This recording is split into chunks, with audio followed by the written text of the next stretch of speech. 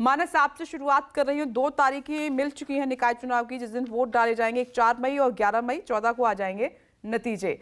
तो कैसी तैयारी है निकाय चुनाव को लेकर पार्टियों की, और इस बार मुद्दा बड़ा क्या रहेगा?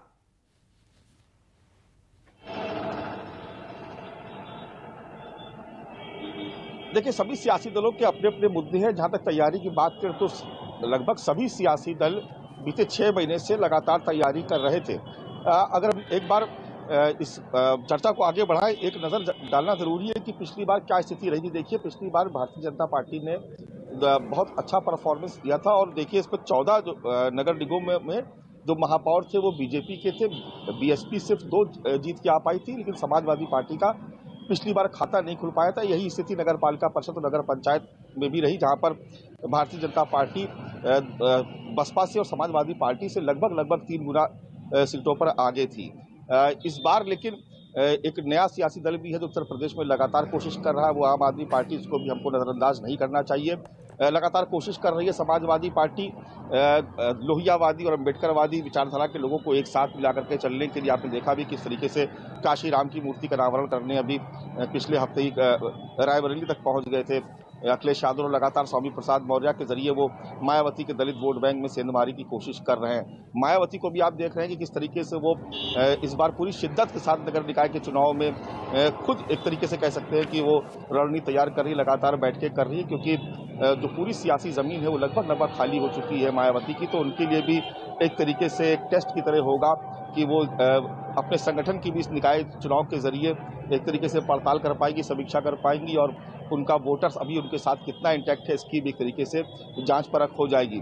तो सभी सियासी दलों के लिए बहुत मायने रखता है। कांग्रेस पार्टी भी ये प्रयास कर रही है, और समाजवादी पार्टी ने तो इस बार जो प्रत्याशियों का चयन है उसमें भी खास तौर से स्क्रूटनी की व्यवस्था कर रखी है। हर जिले से 3 नाम मांगे गए हैं, उसके बाद वो समीक्षा की जाएगी, स्क्रीनिंग कमेटी में जाएंगे। तो प्रत्याशियों के चयन से लेकर के और पूरा चुनाव लड़ने तक लगातार जितने भी सियासी दल हैं वो अपनी अपनी जीत के दावे भी कर रहे हैं और प्रयास भी कर रहे हैं।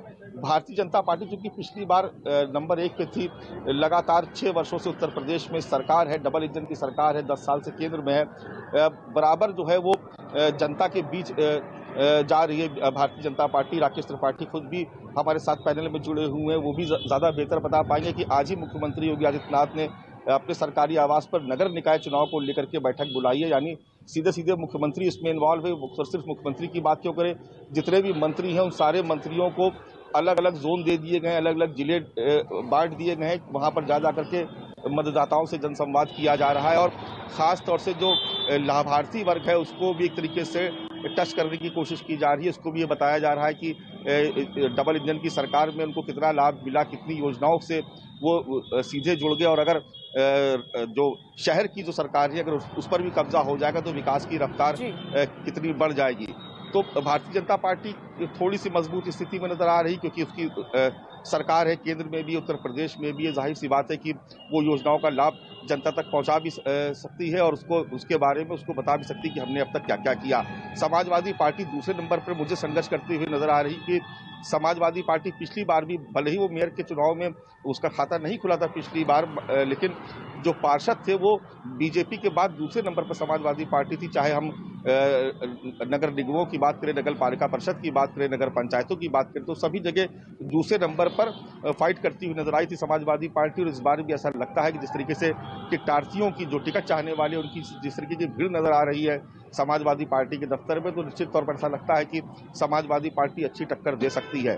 बसपा संघर्ष कर रही है, कितना कामयाब होगी भी कह नहीं सकते, लेकिन आम आदमी पार्टी जो एक बार फिर इस नारे के साथ उतरी है कि वाटर टैक्स माफ और हाउस टैक्स हाफ, और ये एक ऐसा मुद्दा है जिसके जरिए जो आम मतदाता है, जो मध्यम वर्गीय मतदाता है, उसको कहीं ना कहीं अपने पाले में खींचने की कोशिश आम आदमी पार्टी कर रही है। और शायद यही वजह है कि इसी नारे को अब समाजवादी पार्टी भी दोहराने लगी है। और भारतीय जनता पार्टी चूंकि इस मुद्दे पर खामोश है, और विपक्ष के पास एक बड़ा हथियार है कि किस तरीके से टैक्स की दरों में इजाफा हुआ, हाउस टैक्स लगभग 3 गुना के करीब हो गया है।